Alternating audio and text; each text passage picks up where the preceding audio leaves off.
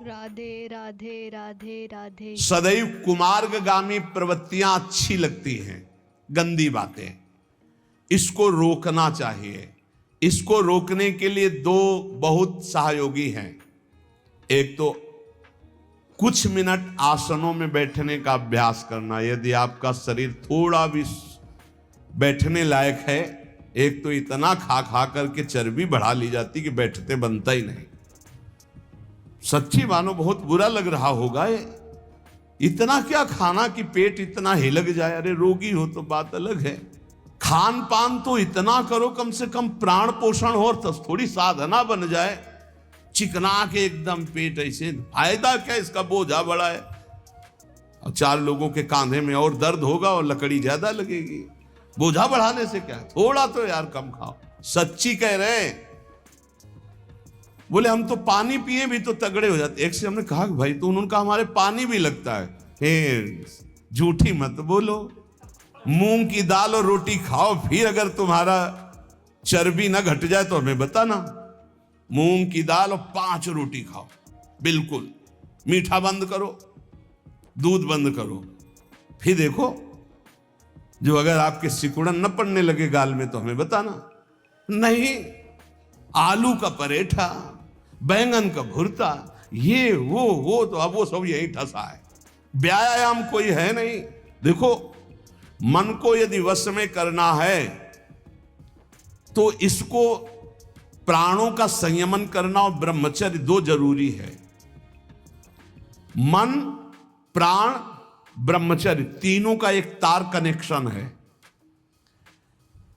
ब्रह्मचर्य पुष्ट करने के लिए आसन, प्राणों को सूक्ष्म करने के लिए आहार शुद्ध और प्राणायाम, और वीर्य को ऊर्ध्वगामी करने के लिए सिद्धासन और पद्मासन का लगाना अनिवार्य है। देखो, हमने अपने गुरुजनों को देखा एकांत छत में पद्मासन लगा करके, आसन में बैठ करके थोड़ी देर प्राणायाम और फिर थोड़ी देर व्यायाम करते देखा है। गुप्त रूप से छत में ऊपर जाकर एकांत, सब संतों को देखा करते।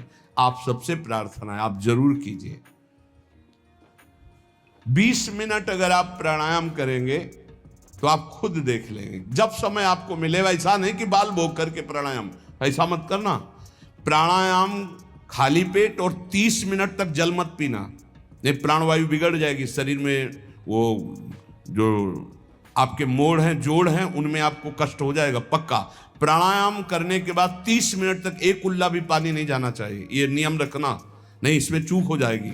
जे ही गई तो वायु बिगड़ना शुरू हो जाएगी। प्राणायाम के लिए हमने आपको 2-3 प्राणायाम बताए, बिल्कुल सरल बताए। भैया, मन को एकाग्र करने के लिए प्राणायाम अत्यंत, ये किसी संप्रदाय का नहीं है प्राणायाम।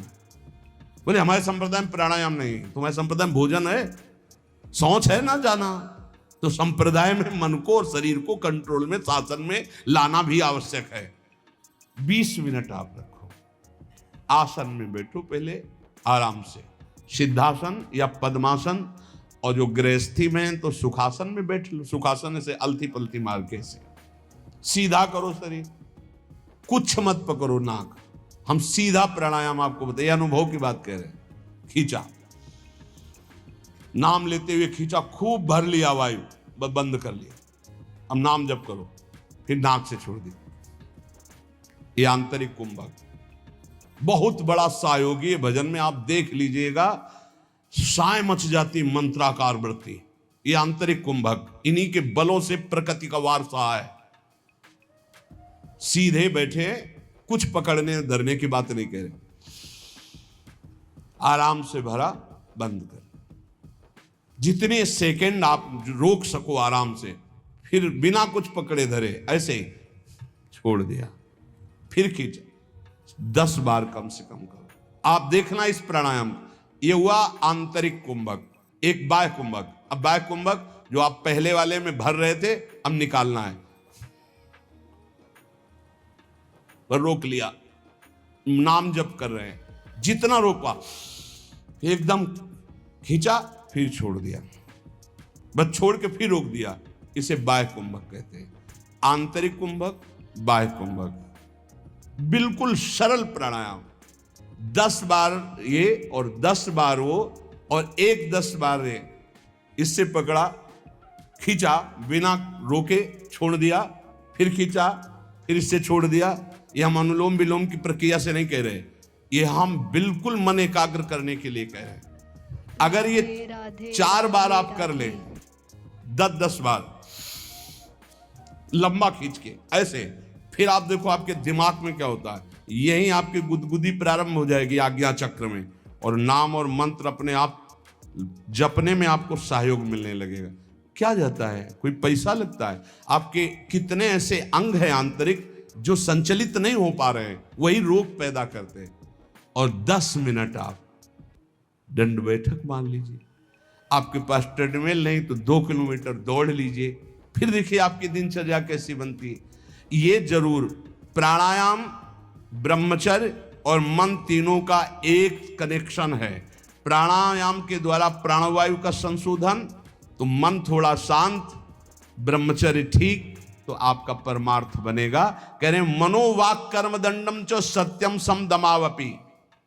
मन को दंड दीजिए प्राणायाम के द्वारा, मन को दंड, मन पवित्र होता है। मौन के द्वारा वाणी को दंड दीजिए, मत बोलने दीजिए। बोलिए तो प्रभु की चर्चा सत्य हितकर बोलिए, नहीं तो मौन रहिए। और वासनाहीनता के द्वारा विविध प्रकार के कर्मों को त्याग दीजिए, वासना जनित कर्मों को। तो ये शारीरिक दंड होगा, मनोदंड, वाकदंड और कर्मदंड। सत्यम शमदमापि, सत्य बोलना, इंद्रियों का अपने गोलकों में स्थिर रखना, मन को मंत्र और नाम में स्थिर रखना, ये समदम कहलाता है। श्रवणम कीर्तनम ध्यानम हरेरद्भुत कर्मणः जन्म कर्म गुणानाम च तदर्थे अखिल चेष्टिताम। बड़ी भगवान की लीलाओं में सामर्थ्य है। भगवान के जन्म कर्म और गुण दिव्य हैं। बहुत से ऐसे अराजक तत्व बोलने लगे हैं, उनकी भाषाएं न सुनी जाएं। भगवान रामकृष्ण को भगवान मानने के लिए तैयार नहीं हैं, उनके चरित्रों पर टीका टिप्पणी करते हैं, तो उनको भी साधु समागम नहीं मिला, बेचारे हैं। और 10,000 लोग अनुयायी हैं। भगवान की ऐसी विचित्र लीला है कि विवेक का प्रयोग ही नहीं है। भगवान के पावन चरित्रों पर, भगवान की लीलाओं पर, भगवान के अवतार पर, भगवान पर कलयुग का प्रभाव बढ़ रहा है, अश्रद्धा पैदा की जा रही है। अरे तुम राम राम तो कहो, फिर देखो तुम्हें कैसा लगता है। ठीक से भजन तो करो, तुम्हें अपने आप समझ में आएगा। दशरथ पुत्र नहीं, वो चराचर जगत में रमा हुआ, तुम उसको जानते क्या हो? वो दशरथ पुत्र भी है, वो जगत में जड़ चैतन्य भी है, सब कुछ वही है। वो निराकार भी है, वो साकार भी है। अभी तुम जानते क्या हो राम तत्व को या कृष्ण तत्व को? नहीं जानते हो। भगवान की पूजा, विग्रह सेवा का अवहेलना, भगवान के अवतारों की अवहेलना, बहुत जोर की ऐसी हवाएं चल रही, बेमतलब, बहुत बहुत विचित्र। कैसे तुम्हें बताएं? भगवान की अवहेलना, भगवान नाम की अवहेलना, भगवत धाम की अवहेलना, और सब कैसा नौटंकी नाटक। अपने सनातन पद्धतियों का त्याग करके इधर उधर के बवाल में। अरे भगवान बुद्धि बचाओ। एक कलयुग का बड़ा तांडव चल रहा है, बड़ा तांडव चल रहा है। श्रवणम कीर्तनम ध्यानम हरेर अद्भुत कर्मणः। जैसे कोई कहता है ना कि भगवत आवेश आता है, हम उसका खंडन नहीं करते, क्योंकि भगवान के हर आफिस है, कभी भी आ सकते, किसी के हृदय में भी आवेश करें। अरे भक्तों के हृदय में आवेश नहीं होता, कभी नरसिंह आवेश, कभी अमुक आवेश, तो देवी का भी आवेश आता। हम तो चरण वंदना करते हैं, लेकिन ऐसा आवेश नहीं आता भगवान कि उनको फोन का होश रहे। ऐसा आवेश नहीं आता कि 500 रुपया देने वाले के ऊपर हाथ रखा जा रहा है, दूसरे के ऊपर नहीं, ऐसा नहीं है। ये सब लगता है फिर नाटक। हम मानते हैं हनुमान जी का आवेश आता है, मानते हैं देवी जी का आवेश आता है, आए ना, जब भगवान रहते हैं तो वो क्यों नहीं आ सकते? आवेश आ सकता है, लेकिन जिस समय आवेश होगा तो केवल भगवद आवेश हो, और जिस समय आवेश होगा तो त्रिकालज्ञ होगा। वो तुम्हारे भूत भविष्य वर्तमान तीनों काल को बता देगा, और वो उस समय भगवत आवेश में होगा, लौकिक कोई चेष्टाएं नहीं होंगी। तो इसलिए सावधान, तस्मात् शास्त्रम प्रमाणम। श्रवणम कीर्तनम ध्यानम परम मंगल की बात है। हरेर अद्भुत कर्मणः जन्म कर्म गुणानाम च तदर्थे अखिल चेष्टिताम। ये सच्ची तुमसे हाथ जोड़ के कह रहे, प्रभु के नाम, प्रभु की लीला कथा श्रवण और प्रभु की सेवा के सिवा इधर उधर मत मन लगाना, नहीं तो जीवन बर्बाद हो जाएगा। ये सब केवल नाटक है भैया। पर्दे के बाहर कुछ है, पर्दे के भीतर कुछ है। नहीं नहीं, बिल्कुल नहीं। हम आपसे सत्य कहते, खूब बड़े बड़े महापुरुषों का संग किए, कभी इतनी नौटंकी नहीं देखी महापुरुषों में, कोई नाटक नहीं देखा। सत्य बात है। श्रवणम कीर्तनम ध्यानम हरेर अद्भुत कर्मणा, अद्भुत कर्म करने वाले भगवान श्री हरि का नाम जप करो, उन्हीं के गुण कीर्तन सुनो, उन्हीं का मंगल। बोले हम धर्म ट्रांसफर कर रहे हैं, हमारे धर्म से सारी पता नहीं कहां का भोजन खा लिया कि बुद्धि भ्रष्ट हो गई, गर्दन कटा ले अपने धर्म में, उसे धर्मात्मा कहते हैं। बोले हमारे को सुख नहीं मिला इसलिए हम वहां कुछ किलो चावल मिल गए, कुछ रुपया मिल गए, कुछ पैसा मिल गए, और तुम बोलने लगे कि हम अमुक धर्मावलंबी हो गए, हम अपने सनातन पद्धति को छोड़ दिया। कभी जिंदगी में ऐसे नहीं, गर्दन कटवा दे, धर्म का स्वरूप समझो, तब भगवान प्रसन्न होते हैं। अपने धर्म के लिए सर्वस्व। क्या जानते हो हमारे सनातन धर्म को? हमारा सनातन धर्म आकाश की तरह है, हमारा सनातन धर्म वायु की तरह है जो सबका पोषण करता है, हमारा सनातन धर्म पृथ्वी की तरह है, चाहे जितना अपमान करो तुम्हारा मंगल ही करेगा। क्या जानते सनातन को? केवल वासनाओं को जाना, इधर उधर धनंगते घूम रहे हो। सत्संग का जो श्रवण करते हैं उनको कभी इन बातों पर बाहरी विश्वास नहीं करना चाहिए। एक और पद्धति चली है, पीछे से चली आ रही। बोले अंबाजी को बलि दे रहे हैं, वो बेचारा पशु कुछ जानता नहीं, उसको फंसा दिया, गर्दन काट दिया, नरक भोगोगे, नरक नरक भोगोगे, पक्का कह रहे हैं, पक्का नरक भोगोगे। अंबाजी का सही नाम क्या है जानते हो? जगदम्बा। कहते हो ना जगत जननी, तो बकरे की जननी नहीं है। ऐसे साधारण अम्मा भी नहीं होती, फिर जगदम्बा कैसे हो जाएगी? मूर्खो, अपने हाथ से काटा था अंबाजी ने। जब जड़ भरत जी की बलि देने जा रहे थे ना, तो स्वयं भद्रकाली प्रकट होकर अपने समस्त उपासना करने वालों के गले काटे थी। ये बात ध्यान रखना, किसी जीव की हिंसा जगदम्बा को पसंद नहीं है। ये कैसी आज की भावनाएं चली हुई हैं। जगदम्बा या देवी सर्वभूतेषु शक्ति रूपेण संस्थिता, वो देवी है, वो अम्बा है। कैसे यार बुद्धि भ्रष्ट हो रही लोगों। बचो ऐसे लोगों से। प्रसाद में अभक्ष पदार्थ देते हैं कि अंबाजी का प्रसाद है। अंबाजी का एक बात प्रसाद पाले तो बुद्धि शुद्ध हो जाए और वो मोक्ष पद का अवलंबन करे। ये बिल्कुल आजकल बहुत संभल करके रहना है। बहुत कुछ बटेगा, लेकिन तुमको क्या लेना है? राधा नाम या ठंडाई या हलवा? देखो आज परीक्षा है तुम्हारी, आओ लाओ, तो ये चलेगा या आओ राधा राधा। जरूरत है तो 10 रुपये और निकाल के वहां रख दिया, ले वो और चीनी मंगा करके बांट देना दूसरों को। हम तो सत्संग सुन करके आए हुए। अक्षर तृतीया आज उपवास करेंगे, आज पानी भी दूसरे के द्वारा नहीं दिया पिएंगे। सुना, सब रास्ते वो बताए और बचने के भी रास्ते बताए। आज करो उपवास, एक टाइम शाम के भोग लगा करके श्री जी का रूखा सूखा घर में पा लेना, बाहर पानी भी मत पीना, मौन, खूब नाम जप करो। वैसे आज के दिन कहा जाता है दान पुण्य करे तो बहुत लाभ मिलता है, तो क्या दान करो? सर्वभूत दया।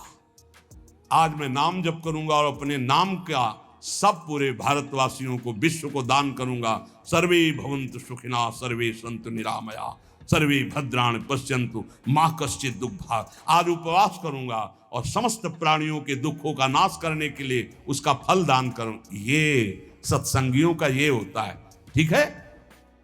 उपवास, शरबत, ठंडाई, हलवा, आओ आओ। तुम क्या कहोगे? राधे श्याम, प्रणाम किया, चल दिया। वो देते भी हैं और वो बचाते भी हैं। आपको ऐसे चलना है। हमारे प्रभु का तो सब कुछ है, लेकिन आपको कैसे चलना है? भगवान का आज जितना नाम जप करोगे कई गुना बढ़कर लाभ मिलेगा।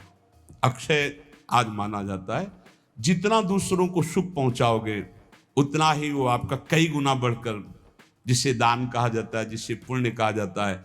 सबसे बड़ा दान किसे कहते हैं? राधे राधे राधे। सबसे बड़ा दान जिसके आगे कोई दान न हो, नाम दान।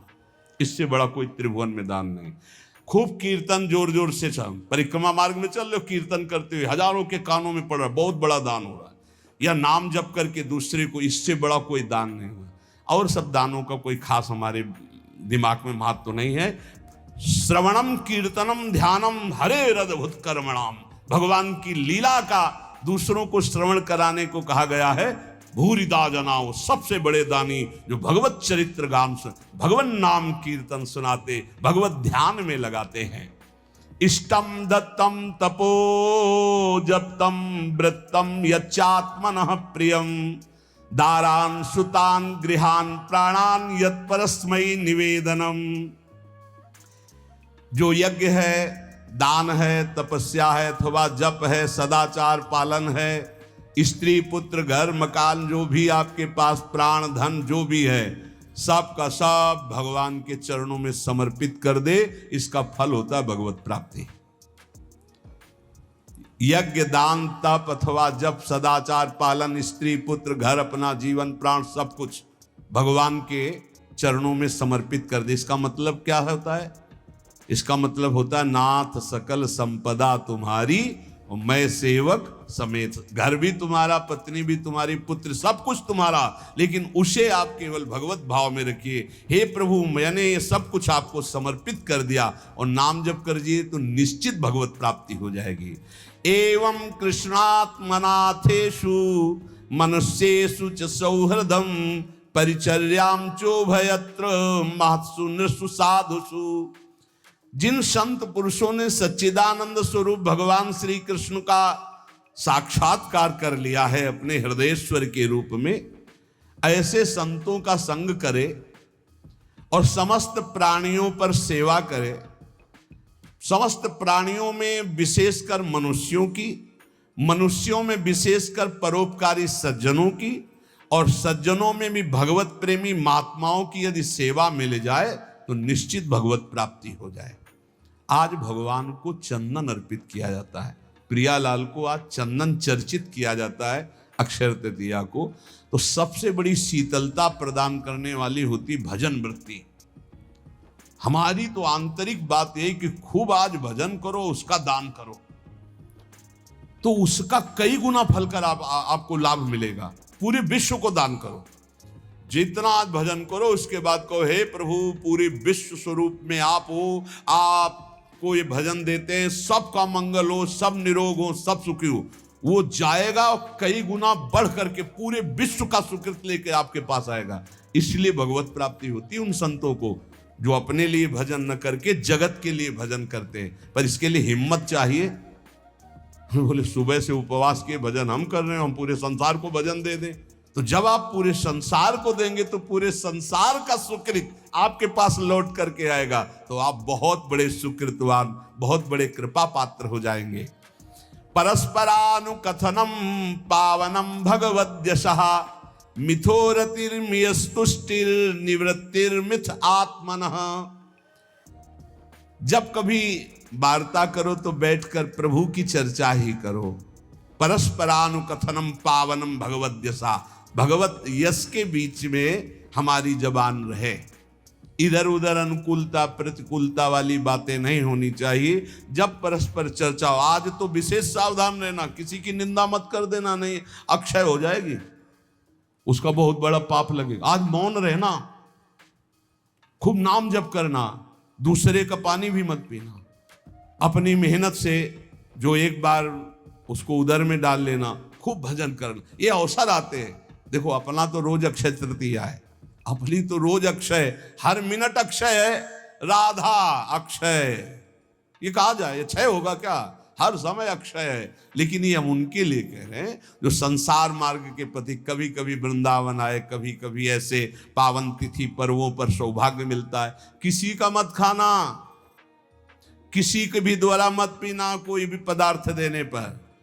बिहारी जी के मंदिर में, राधा वल्लभ जी के मंदिर में जो मिले वो किनका ले लेना, और परिक्रमा लगाओ वृंदावन की, गिरिराज जी की लगाओ, जितनी तुम में सामर्थ्य हो। यमुना किनारे बैठकर नाम जप करो, वाणी जी का गायन करो, दूसरों की सेवा करो, मौन हो जाओ, एकांत, अपराध न बनने पाए। यही उठाते हैं जीवन को, यही लौकिक पौरलौकिक सब सिद्धियां संपत्तियां प्राप्त कराते हैं। इसलिए परस्पर अगर कोई बात भी करो तो भगवत चर्चा करो। जो भगवत चर्चा करने में संतुष्ट रहता है उसे भागवती कृपा से अनुपम शांति प्राप्त होती है। बोले शांति कैसे मिलेगी? भगवत चर्चा करो, शांति मिल जाएगी। स्मरंता स्मारयन्तश्च मिथौ घौघहरम हरिम भक्त्या संजातया भक्त्या